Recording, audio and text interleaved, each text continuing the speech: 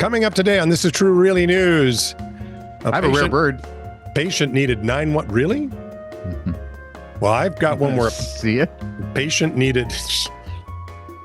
Shut up. Patient needed 911 and they needed it right then. Oh, well, that's why they have 911. So if you want to find out what the heck I'm talking about.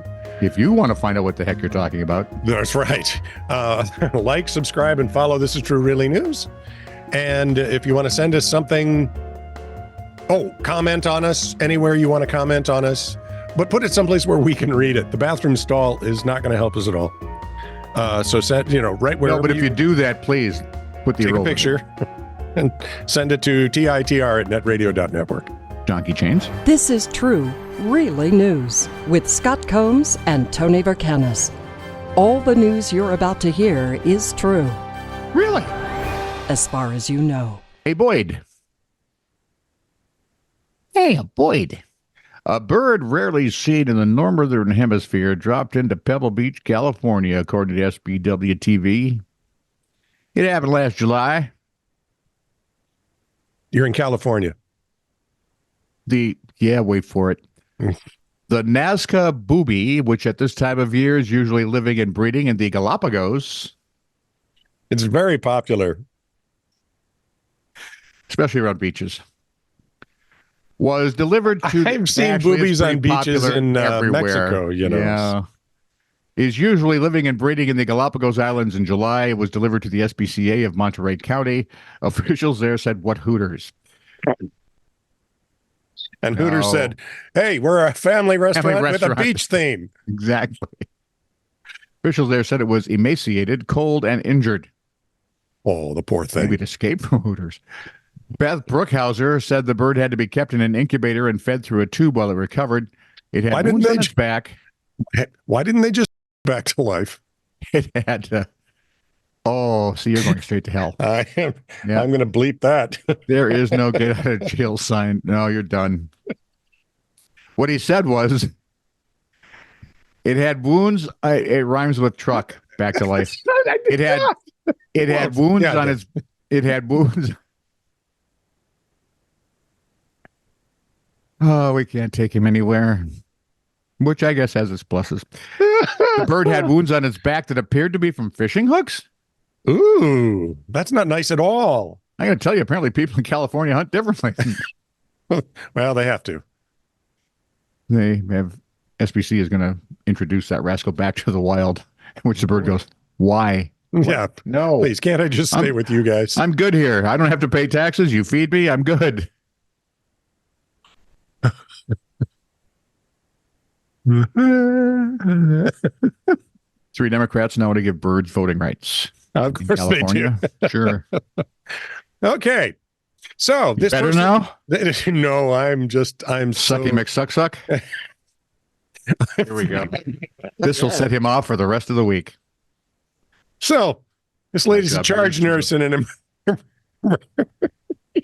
emergency room. I don't know why I think it's so funny. But dude, that's never stopped us before. No, it's true. I remember one entire show which consisted of like 3 lines and then laughter. And apologies to the family of. Yep, and it lasted for 14 weeks. So it's a holiday.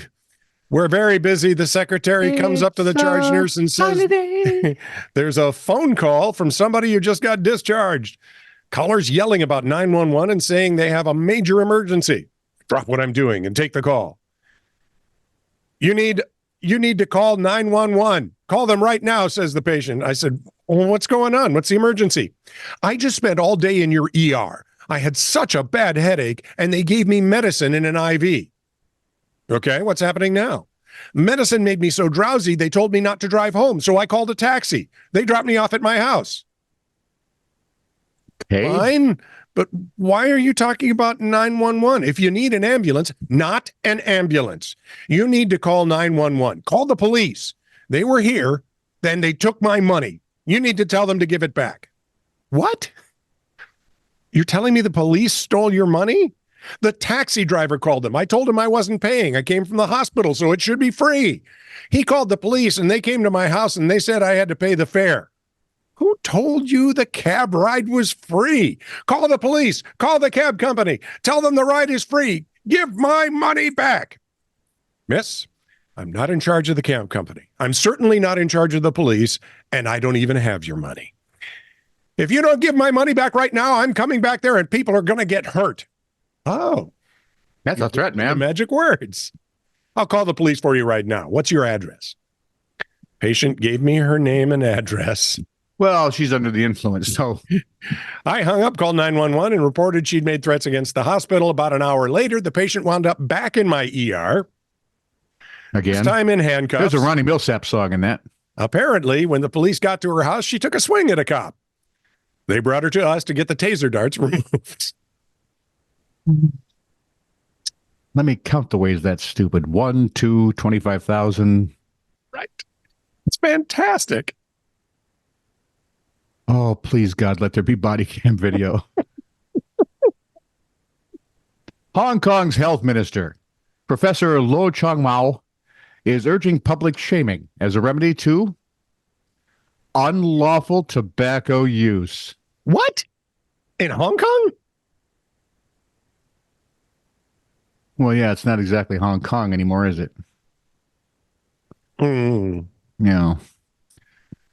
Cigarettes can harm the health of all of us, Lowe told a meeting of the Legislative Council's Health Service Panel on July 14th, with nary much evidence to prove that. When members of the public, Scott, you look bewildered. I've always thought the Chinese they're always depicted as heavy smokers. Not in Hong Kong. Apparently not. Apparently because cigarettes will harm the health of all of us. Okay. It's kind of like years ago, remember when first smoking was harmful to your health? Then it was second-degree smoke. Secondhand smoke. And then third-hand smoke from the clothes of someone who'd never smoked but was around a smoker. And that's about the time everyone says, all right, stop. Okay, already. now you're going to... I mean, secondhand was a long reach. This is just silly. Captain Hook could have been a smoker his whole life, and they couldn't have said a thing. Why? He didn't have the second hand. When members of the public see people smoking in non-smoking areas... I am almost hilarious. I'm just... Sure. We can I get stare... stupider? Oh. When members of the public see people smoking at non-smoking areas, we can stare at the smokers. Everyone on the premises can stare at that person.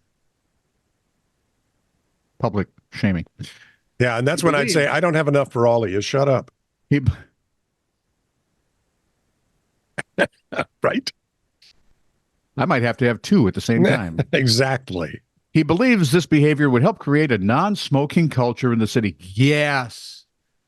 Because peer pressure and the threat of, I don't know, the evil eye will work. He also said authorities could use surveillance footage to crack down on smokers who flout the rules. There we are. Welcome to Hong Kong, 2023. Yeah. Nice day. And this was from 2023, so don't give me that evil eye. I could see somebody, it's 2024. He's an idiot. And yes, I am, but not on this one. Okay. Come on, Giggles. Are you ready? Does it involve cannibals? Nope. Does it involve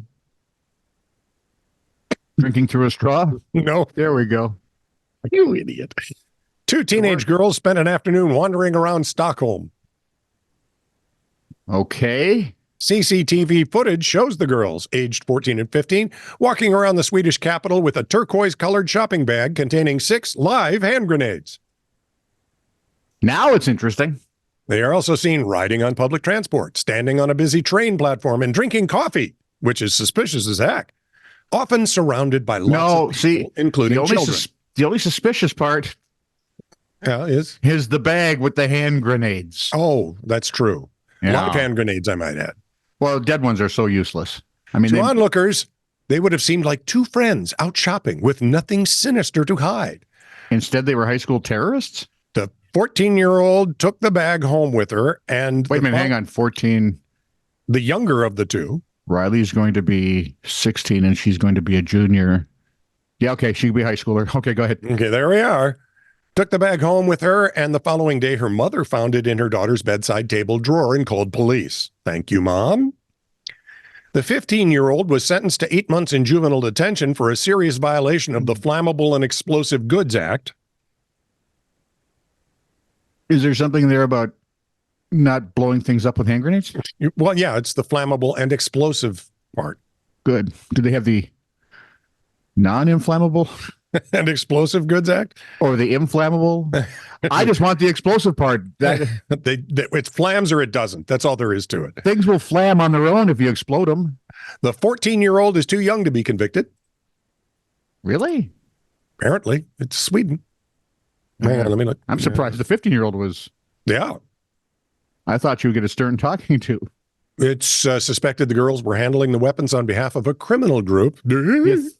Wait a minute. Young teenage girls don't just find live munitions? Yeah, how are they going to get, How can you not believe that? However, an investigation was unable even to. Lucille doesn't believe that. The investigation couldn't figure out who the group was. But you busted the teenagers. Nice job.